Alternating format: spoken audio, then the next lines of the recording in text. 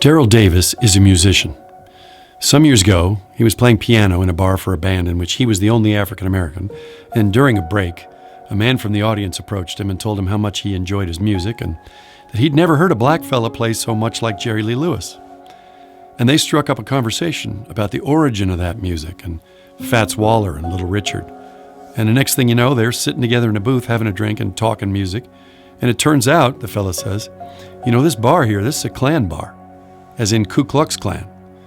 And he tells Daryl, so yeah, you're a bit of a novelty.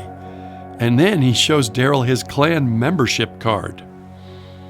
Now, it would have been reasonable for Daryl to leave, but instead he asked this fella about why he joined the Klan and what's it like and what he actually believes.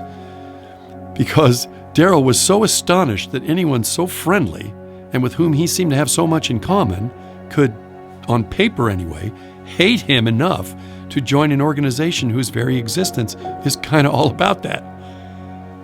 Well, the two of them wound up becoming friends, and Daryl wound up meeting a lot of Klan folks.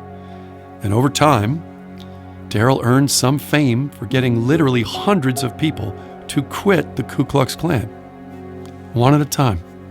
He's even converted Grand Wizards and Grand Dragons away from the Klan. Some of them have given him their old robes. Now, he didn't do it with speeches or with rallies, but one-on-one in bars and homes and barbecues and occasionally a wedding.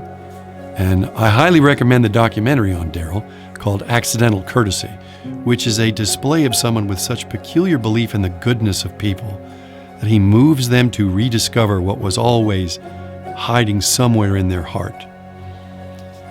Now, technically, it is not a superhero movie, but I kind of think Daryl Davis is the real Captain America.